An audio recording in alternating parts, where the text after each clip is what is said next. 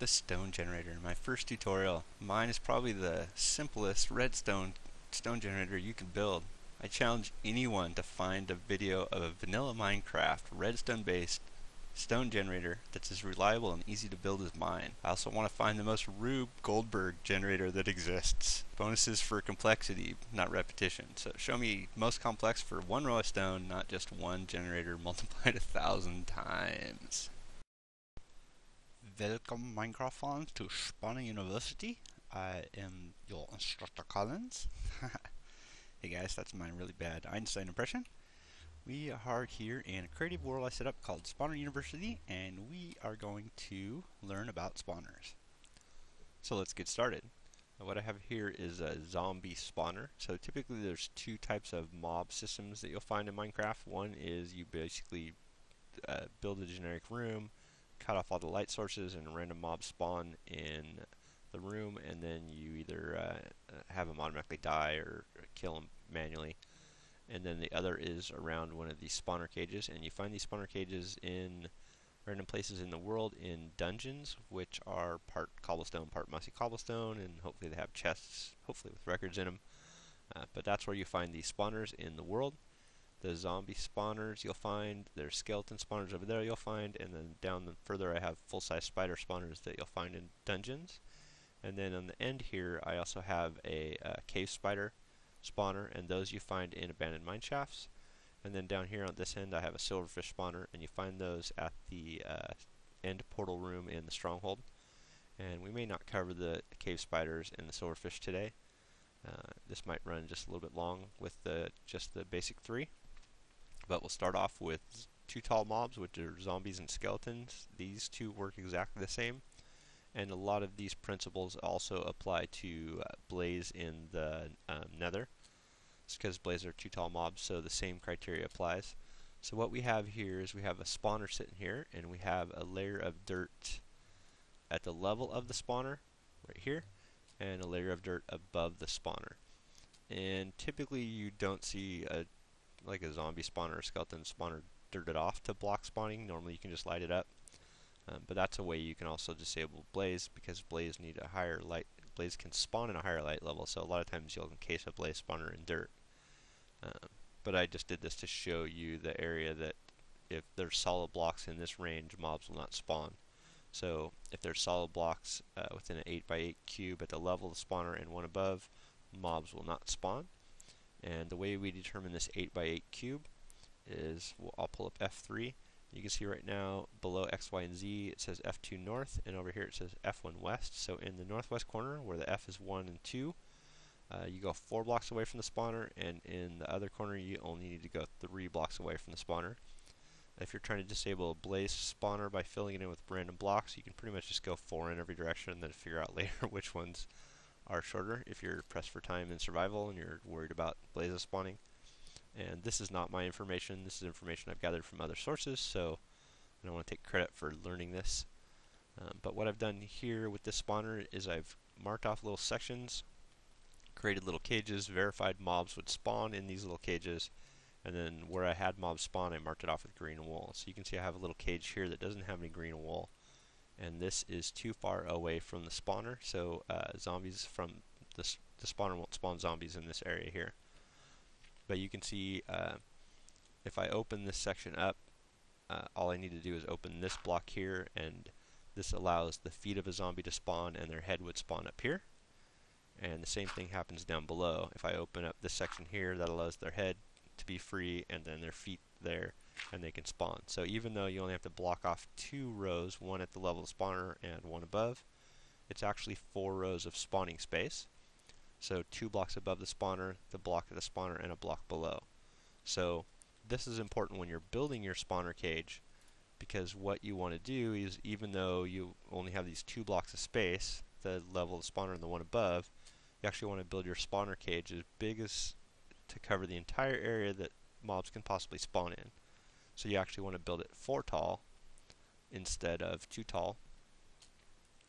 And that's something that I see a lot of spawner tutorials miss out on. They basically build the roof 1 level above the spawner, and you've basically cut off a whole section of spawning.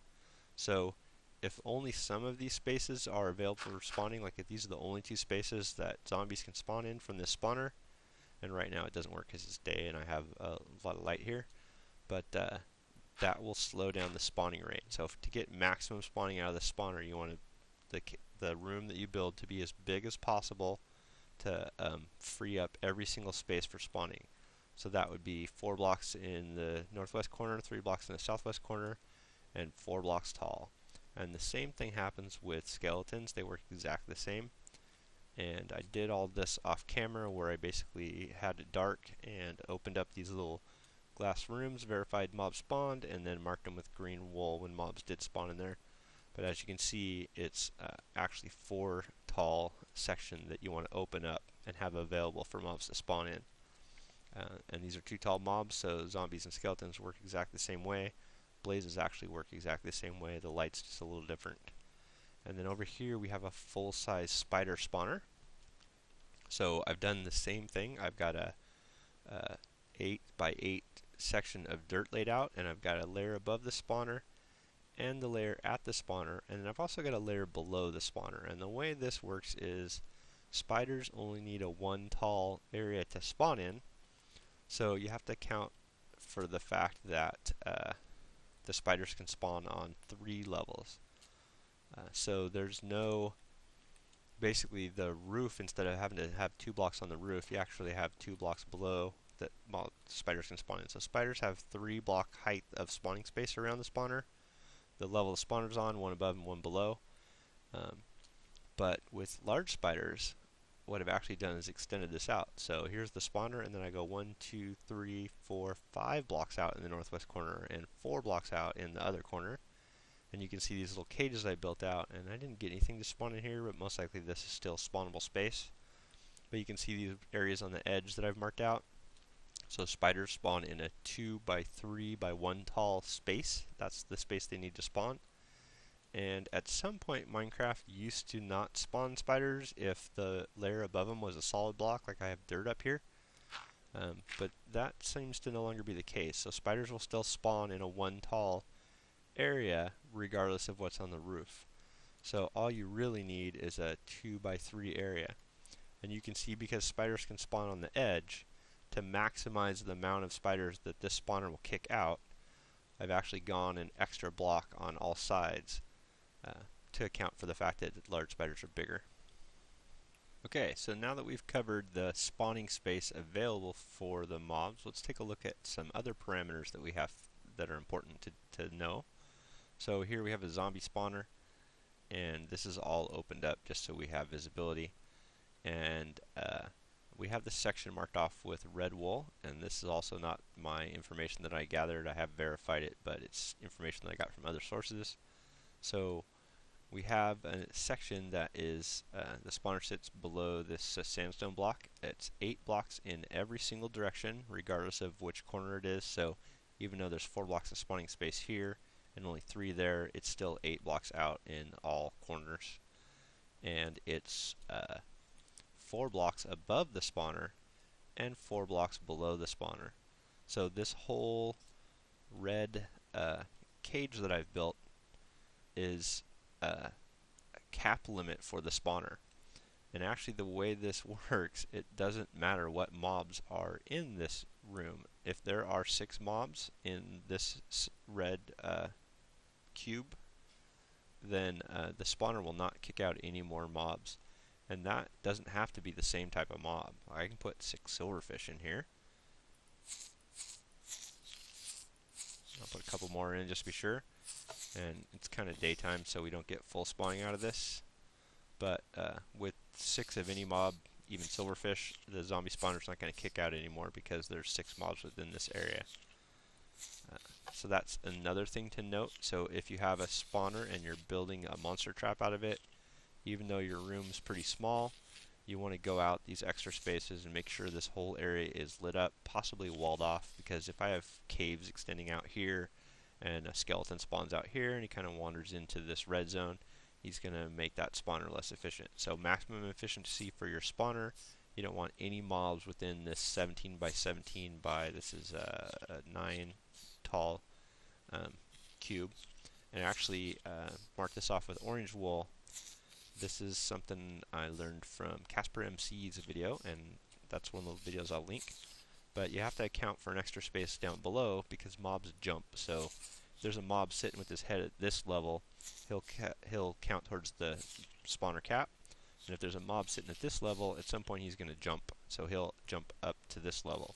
So you have to count for an extra layer down below. So it's actually 17 by 17 by 10 tall cube around your spawner that you want to clear of all mobs to get your spawner to at maximum efficiency.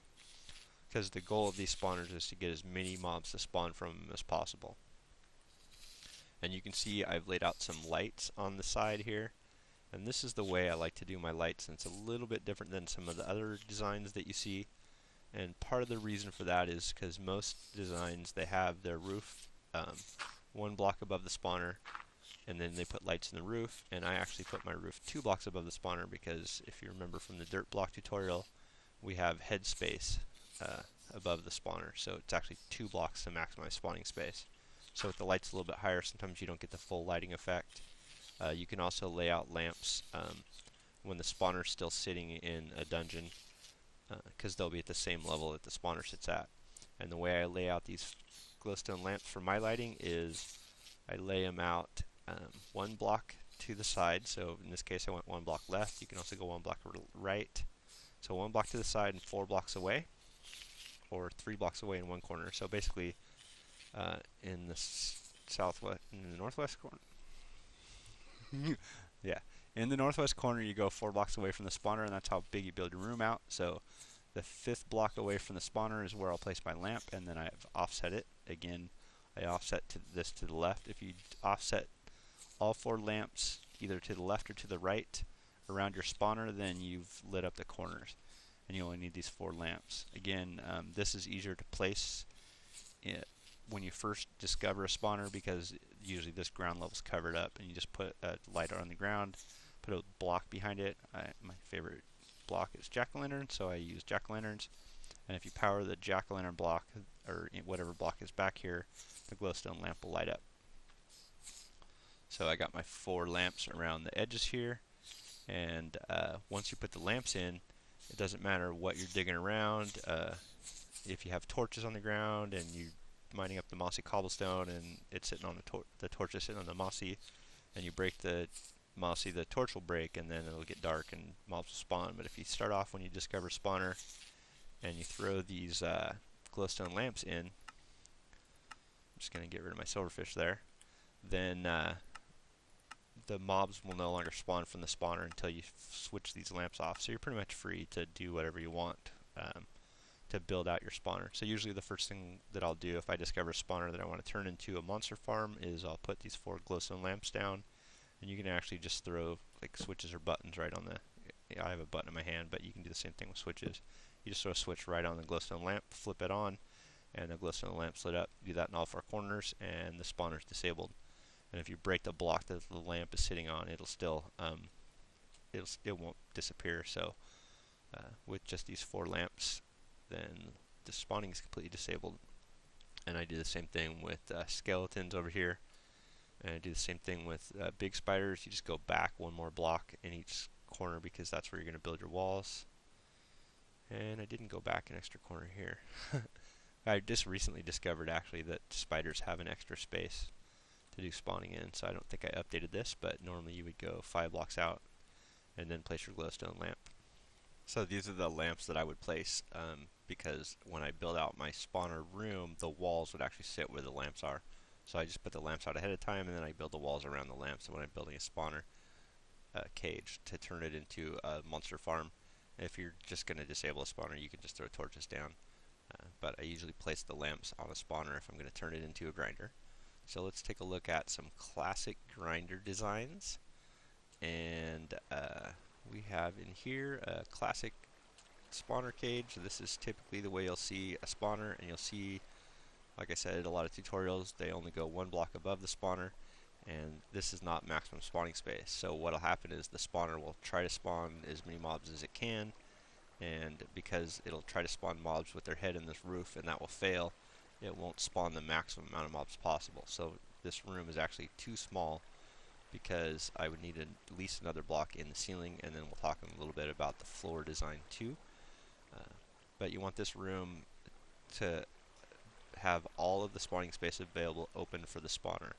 And the way normal mobs spawn, they don't spawn in water, they don't spawn in air, but from a spawner they will spawn in any block as long as it meets their criteria, which is airspace for their head and space for their feet.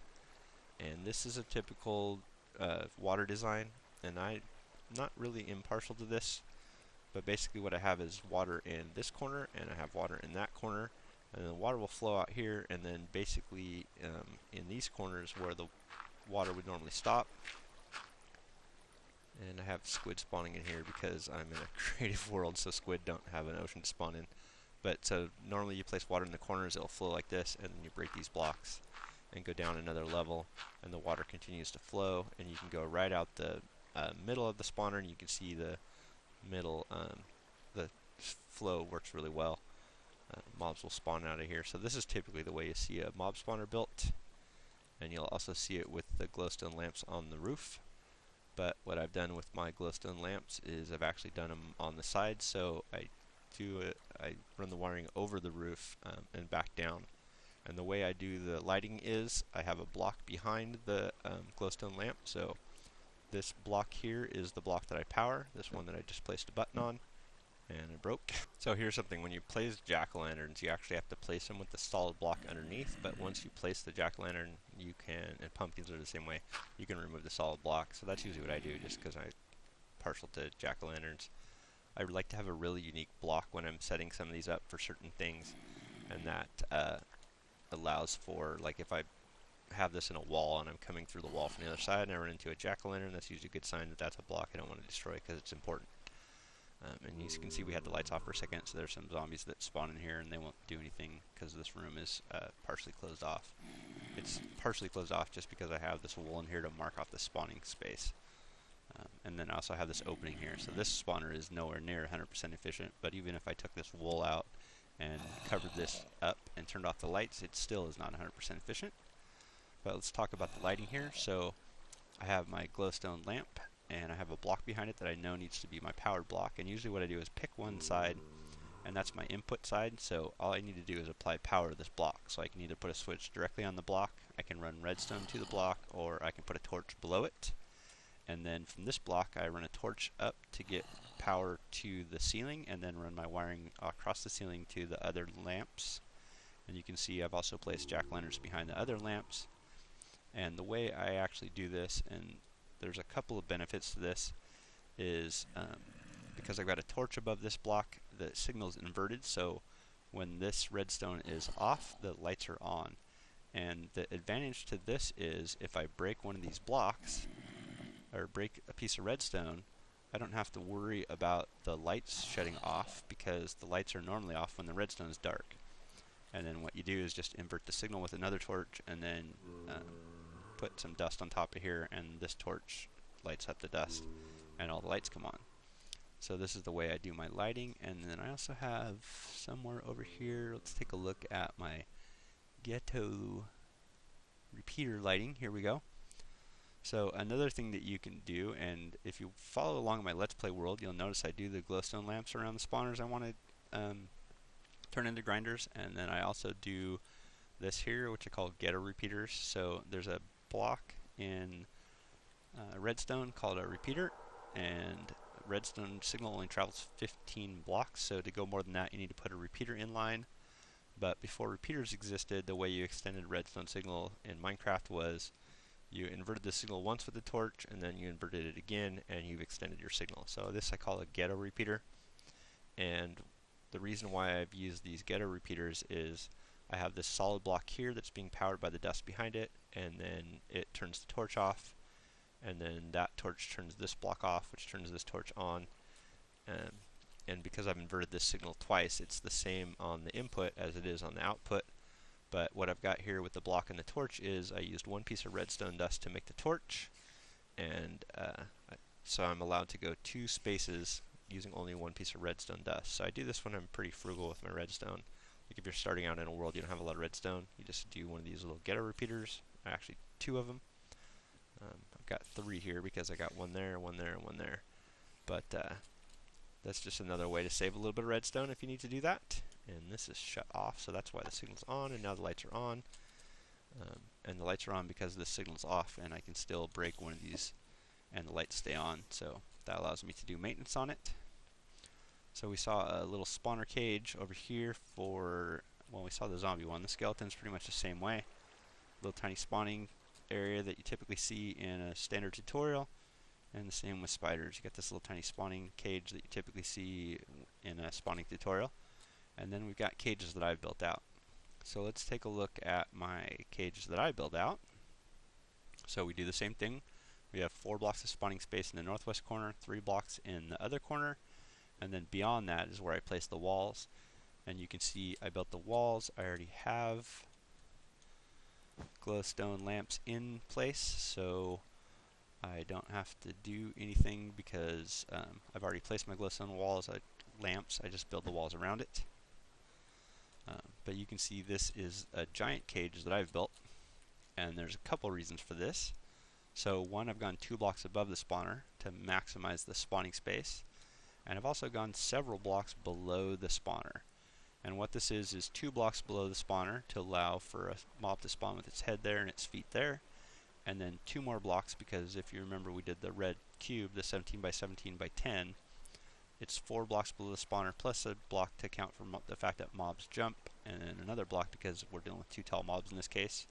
So the instant the mobs spawn in the air from the spawner, they land at this level, and you can see that they are at a level that below, and even if I jump, well, then I'm still gonna be below the cap limit. So the instant mobs spawn in this system, they will spawn and fall down to a level where they're not going to cap out the spawner. So even if I have mobs stuck in this water path, the next time the spawner decides to spawn mobs, it has a higher chance of spawning the maximum amount of mobs possible. So with this design, with the taller room, I usually get 3 or 4 mobs spawn every single time that the spawner lights up. And I can shut the lights off in here, and we can see this. It's not going to be 100% efficient because I do have the wool marking out my spots. So I have all this wool in here to mark out the spawning space available, and then I also have light coming in from here, and I built my water paths with a little bit of glass, so there's light coming in from there. But if this room was totally dark and all this wool was taken out, you would see 3 or 4 mobs spawn every single time this spawner kicks out mobs. And then this is another water design that's also not my idea, and you see this every once in a while. But basically you've got solid source blocks of water in the back, and the way this works and why I like it so much is you start off with this little section here, and if you place a water source block there and a water source block there, you have an infinite water stream, and you can draw water from this middle pool, and then you can just extend this out. So typically I'll extend that out, and then we go out here, and then when you get to the end, what you do is you place a cross flow current. So this water flows the full 8 blocks, and it would normally stop here. So you can see the water stops at this level, and then you place 1 source block in this corner, and you can see it cross flows, and then it also connects to this water. And the way this works is some mobs usually get stuck, and I'm in creative, so I'll be able to jump out of this, but typically you can't get out of this water stream, and mobs can't get out of the water stream. So I like this design better than the V shape because mobs don't get out of the stream, and you can see that they go over here and they come out the side, and then we'll talk about our water paths. So really quick before we get into the water paths leading out, the other thing that I do is you can see I have chiseled sandstone here, and basically I do another unique block, and I'm kind of partial to the chiseled sandstone for the grinders, but I've built a little antenna on top of the cage. So the one thing that it does is I have a unique block in the roof to tell me where the spawner sits, and I'm standing up on the roof. But you want to build this with this little antenna where you have blocks above the spawner cage itself, and that keeps mobs from spawning on top of the spawner cage and hanging out there and never falling into the water current and capping out the spawner. So that's another way to make it more efficient. So here you can see I've got water paths laid out, and I've done all this in glass so it's visible, but normally when you do this you don't want to use glass. And you can see what I've done is I've gone up a little bit here, So I've got a half slab and then a sign behind the half slab, and then you put a water source block above the half slab, and you can see the water flows into the source block that's here and keeps flowing this way. And you can use this to go up a level. So this is a way to bring mobs up. You just have to be careful when you're bringing them up that you go 8 blocks away from the spawner before you bring them up too high. And you can see I've pushed the limit of this and I brought them right up to this level, but they can't get into this red zone here. And then I'm bringing them into a vertical water elevator. This is really easy. 2 tall mobs are the easiest ones to handle in water streams, so skeletons and zombies. And this vertical water elevator is sign, source block, sign, source block, sign, source block, and the mobs will easily climb up that, as you see. The reason why you don't use solid source blocks is because the mobs will start to drown as they get up high in the tower. So this is a really easy design to do. And you can see what I've got here is the zombie and the skeleton spawners are actually connected together. And they both go into the same vertical elevator. So there's a couple tricks to this. One is to get mobs into this vertical elevator. What I've got is the water actually flows an extra block. So this here is only 1 tall, so the water can flow, but the mobs can't get in here. And what that does is that pushes the mobs all the way into this water stream, because without this extra block for the water to flow, the last zombie coming in will kind of hang out here until another zombie pushes him into the water elevator. So to get the zombies up the water elevator quicker, you just go this extra block. And I did the same thing on this side to get skeletons to come in from over here, and this is going to not be 100% efficient because these are not within range of each other. And I also have, all this stuff lit up because there's glass and open areas and stuff like that. But you can see skeletons. You can also go down, and you basically just go down by dropping the water block. You can either let it go the full length the water flows and then go down, or you can go down early. It doesn't really matter. And you just have to have a couple blocks where there's extra head space before you make it only 2 high. So you can see it's 3 high there, but over here it's 2 high. And then the mobs just flow through here. So what I've done here is I've combined 2 spawners flow into 1 vertical elevator, and the easiest way to do this is to bring the mobs in at different levels, which is why I have 1 row going down and 1 row going up. If you meet them at the same level, they kind of bunch up and get stuck before they get into the vertical elevator. But if you bring the mobs in at different levels, they easily both flow into this vertical elevator. And you just go alternating source block sign, like we talked about before, all the way up to the top. And right now I'm covering the roof of this because we are in the overworld in the sky, and these are undead mobs and they would burn in the sun. But if you have spawners, you'll usually find them underground, so you don't have to worry about doing this. I have occasionally had my water towers stick out above like the ocean floor and stuff, and if I do that then I cover them up with half slabs, but you don't have to do that. And then I have a water drop, and this is to bring tall mobs to 1-hit kill. You have to drop them 22 blocks. This is not 22 blocks, this is just a sample. So here's another design that's also not my idea. This is actually something I got from Generikb. So I bring mobs up in this water elevator, and see if we can get close enough to get some zombies to spawn. There, we got some zombies flowing. And you'll see as the zombie comes up the water elevator, he actually gets up to the top, and this water stream, it actually flows as a head. So I've got signs down below and water at the top, and you'll see his head's in the water and his feet are on the ground. And what this does, when it pulls mobs by the head, it drops them from the top height, and it gives you more consistent drop damage. You get less mobs that land here with more health than a 1-hit kill, and you just basically get more consistent damage that's left there. And then what I've done at my drop point is I have them all drop into the solid blocks. I'm creative, so as soon as I punch any of this stuff, I'll break a block, but in survival world you want to build these out of something more robust than like glass, because that way if you're punching you're not going to accidentally break the block that it's on. But what I have is a half slab on the ground, so I'm actually a half slab below, and then I have a half slab above, so there's only a half slab of space in between here, and this allows that mobs can't hit me. Again, I'm in creative, so they're not going to hit me anyway, but when you do this in survival, you have this half slab of space, and then mobs can't hit you. And the other thing that we can do with these is they're undead mobs, so I have a splash potion of healing. Healing potions hurt undead mobs, so you can actually just throw a splash potion in here, and mobs will all die, and you can see I collect experience. So usually what I'll do is I'll hang out here with F3, and then once I get a whole bunch of mobs in here, you want about 100 and something to get to level 30, like 125 or so. You get 125 mobs in here, and then you throw your splash potion, and boom, instant level 30. So that's an easy way to do that, especially if you have 2 spawners set up. Now again, these spawners are far enough apart that if I stand right here, I don't actually activate both spawners.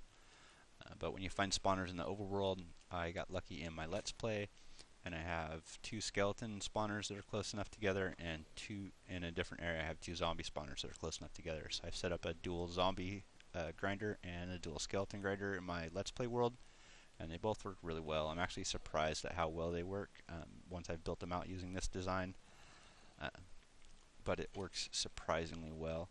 And 2 tall mobs are pretty easy to move around. You can drop them down level, you can bring them up a level, you can send them around corners, and you can easily do this 1 by 1 vertical elevator, just alternating source blocks. And then you just bring them up, and you can do drop to kill. You can do piston crushers, but the drop to kill is just easier to do. It uses less resources. You don't have to build this out of glass. You can build it out of cobble, whatever you have available.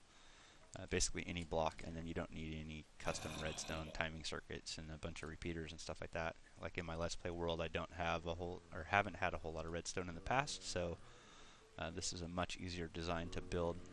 There's a little bit of latency in this system because it takes a second for the mobs to start flowing, but once the mobs start flowing, because they spend their whole time outside of this red box, they spawn, they instantly fall down below the red spawning cap area. So even though there's a whole bunch of zombies in this water stream, the spawner still kicks out the maximum number of zombies. So once it starts flowing, it stays flowing at a fairly good pace. So this is a way you do mob spawner, and typically with like a skeleton or a zombie spawner, I won't do one unless it's double. I have a single one that I did in my LP world, but that was because it was one of the first ones I found. And I have a single zombie, and eventually I'll turn that into like a villager breeding thing where you can heal zombie villagers. And then over here we have spiders. So spider, and I took all the extra marking wool out of this, but spiders, you can see I have 5 blocks out here, 4 blocks out there, and I only need 1 block of space above the spawner, and I've actually got more than 4 blocks below.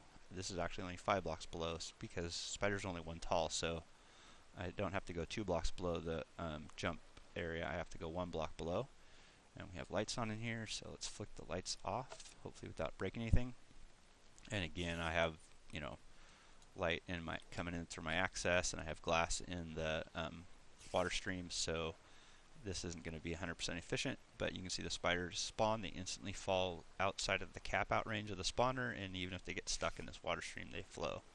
And this works slightly different because it is a bigger room. So instead of 8 by 8, this is a 10 by 10. So you can see this water stream stops 2 blocks ahead, but spiders are also 2 blocks wide. So you just put the same cross flow, you put 2 water source blocks here, it cross flows, and the spiders go down.